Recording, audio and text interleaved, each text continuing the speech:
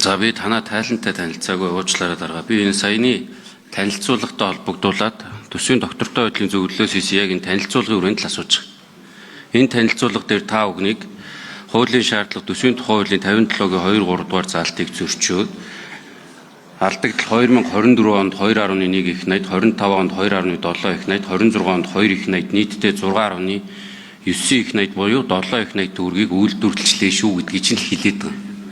Нийслэл гэдэг чинь өөрөө тусдаа улс биш байхгүй. Монгол улсын нийслэл улс гэж байхгүй шүү дээ.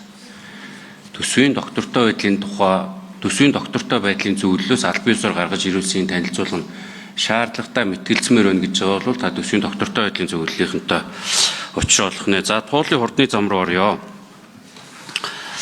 2024 оны зургаараа одоо орох гарах гарцгүй байжгаад 2025 оныхоо зургаар орох гарах орцсон 4 байж байгаа 7 болоод байгаа. Тэгээ гүүр нь 5 байж байгаа 7 болоод байгаа. Игнэн 4 байж байгаа 6 болоод байгаа. 1 жилийн дотор гарч байгаа өөрчлөлт. Холбоос замын урт нь тэг байж байгаа 3.7 болж өсөд байгаа. Энэ яагаад 24 оны зурагч нь 25 он буюу 1 жилч хүрэхгүй хугацааны дотор ингэж амар өөрчлөлт ороод байгаа юм бэ? Тэрийг батлаад байгаа юм бэ гэдэг асуулт. Нэгдүгээр асуулт. За тэгээд энэ нийслэлийн засаг дарга, энэ замын дарга бол бас л одоо харьцуулаад ярих юм бол миний мэдж байгаагаар зам тээврийн яамны сайдаас илүү их төсөвтэй, мөнгөтэй, их мэдлэлтэй дарга юм шиг байгаа юм. Энэ гадаад худалдааны санхүүжилт гэдэг юм уу Монголд оруулах гэж байгаа хөрөнгө оруулалтуудын талаар баталгаа гаргахаараа миний мэдж байгаагаар бол би энэ санхүүгийн салбарт нэг 20 жил ажилласан. Синошур гэдэг хятадын даатгалын компани ажиллаж иж бид нэр итгэдэг байсан юм. Тэгсэн чи одоо болохоор энэ танилцуулга дээр нь за яг өөрийгөө өөр төлбөргүйгээ тодорхойлчих жоох шиг байгаа. Монгол улсад бүртгэлтэй мөнх даатгал гэдэг нэг компани баг шиг байгаа. Тэрнийх нь эзэн холбогдож явж байгаад энэ засгийн газарт ажилладаг нэг даргын компани болж таарж ах шиг байна. Тэгэхээр яагаад энэ Синошурын даатгал баталгааг ашиглахгүйгээр та нар шууд Анголд барилгын тусгай зөвшөөрөл эзэмшдэг компанид энэ үнэтэй зам барих эрхийг олгоод байгаа юм бэ гэдэг нэг асуулт байна. Хоёрдугаарт нь нийслэлийн засаг даргын тамгын газар эсвэл нийслэлийн засаг дарга маань өөрөө хуульчлах хүн байсан л та. Тэгэд бид нар яагаад нийслэлийн засаг даргын тамгын газрын тэр хуулийн багийнхан гэдэг юм уу хуулийн газрынхны хийсэн хариуцлагагүй үйлдэлээс болж одоо тэр гэрээн дээр чинь заасан алдагдлыг хүлээх ёстой. Яагаад олон улсын зарчмаар хийгддэг одоо даатгал баталгааг ашиглахгүйгээр явцсан юм бэ? Энэ дээр бас нэг хариулт өгөөч гэж байгаа. Нийслэлийн за 6 байсан баха. Одоо 2 дараа 6 дугаар микрофон. За Цогтбаатар гишүүний асуултанд хариулсан нийслэлийн замын хөгжлийн газар одоо 2. Тэгэхээр 2024 онд зургийг дахин магадлал зөвхөн төсөвдөр магадлал хийлгээд цалингийн зардал болон тээвэрлэлтийн тарифын зардал өссөнтэй холбогдуулаад дахин магадлал хийлгэсэн. За 2024 онд хийгдсэн зураг төсөл маань өөрөө 2013 онд засгийн тогтоолоор батлагдаад 2014 онд болон 16 онд магадлал хийгдсэн нийтдээ яг зургийн дагуу 4 игний зам байсан. Хурдны зам, туулын хурдны зам маань 3.2 км гүүрэн байгууламжтай. За ингээд 2025 оны 1-р сарын 2-ны өдрийн засгийн газрын тэмдэглэлээр 2 одоо урсгал бүхий 6 игний автозамын байгууламж болгоод одоо байгаа хот төлөлтөд уялдуулан төлөвлөө гэдэг үүрэг даалгаврыг Эрдэнэ бүрэн сайд, зам тээврийн яамны сайд болон нийслэлийн засаг дарга нарт үүрэг болгоод за үүнийхэн дагуу 2024 2025 онд тэгэхээр техник эдийн засгийн үндэслэл боловсруулах ажлууд маань яваад нийт одоо байгаа тухайн трассан дээр байгаа автозамаа ямар шүү байдлаар одоо орц гарцуудыг одоо байгаа дээр төлөлтөөгөө уялдуулад шинээр үүсэж байгаа суурьшлийн бүс бий болох газрууд дээр олон түвшний огтлцол бүхий орц гарцыг нэг шаардлага үүссэн.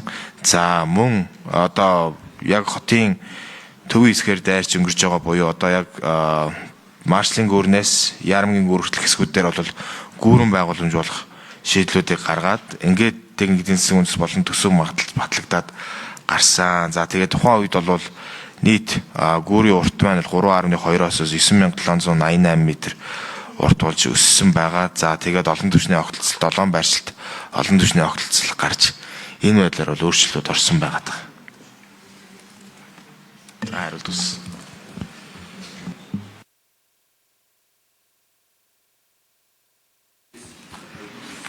Тэгээ хариуцлагын асуудал дээр хинээс хариулдах вэ?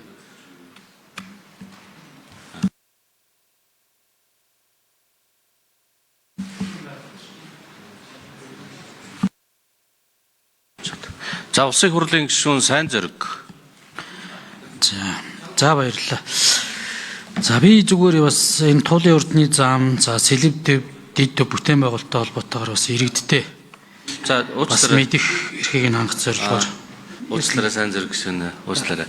Энэ яач цаг нь дуусаагүй байсан юм байна. Тий. За цогтоотор гишүүний микрофоныг нээж бай.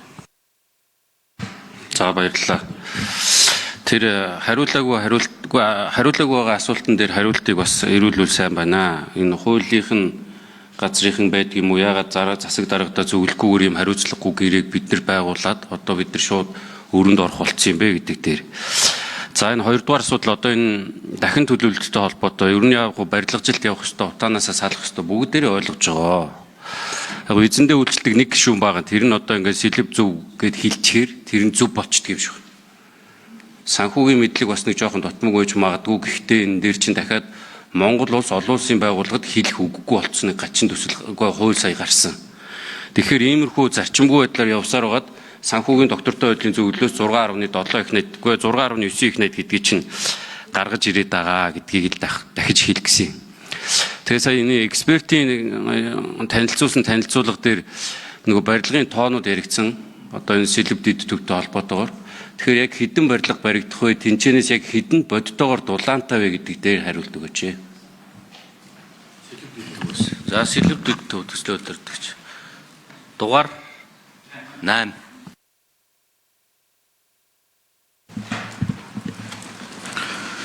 За цогтоотор гишүүний асуултанд хариулъя. Сэлэв дэд 20 минутад корпорацийн гүйцэтгэх захирал Баатар байна.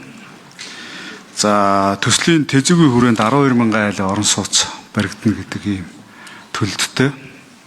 За үүнээс 8,575 айлын төр өөрөө менежментээр барина. За 3,500 орчмын хувийн хвшлээ нэг хөрөнгө оруулалтаар барина гэсэн ийм төлөвлөгөөтэй.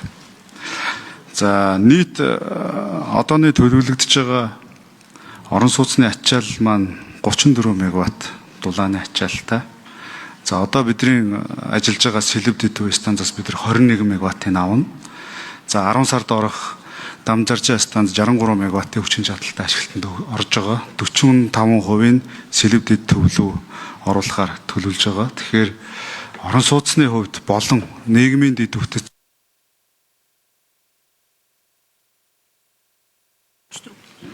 За гүйцээж хариулъя.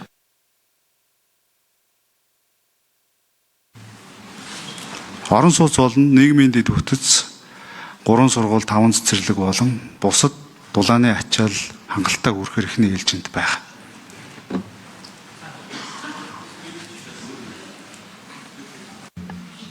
За экспертээс нь нэмээд хариулна.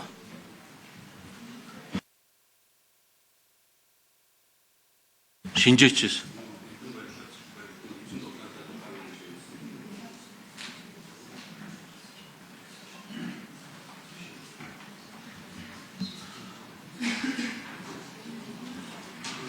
Төслийн хүрээнд баригдаж байгаа объектуудын дулаан хангамжийн их үүсвэр хэдийг нь хангаад хэдэн тодорхойг үлдэж байгаа юм бэ гэж асуугаад байна тий.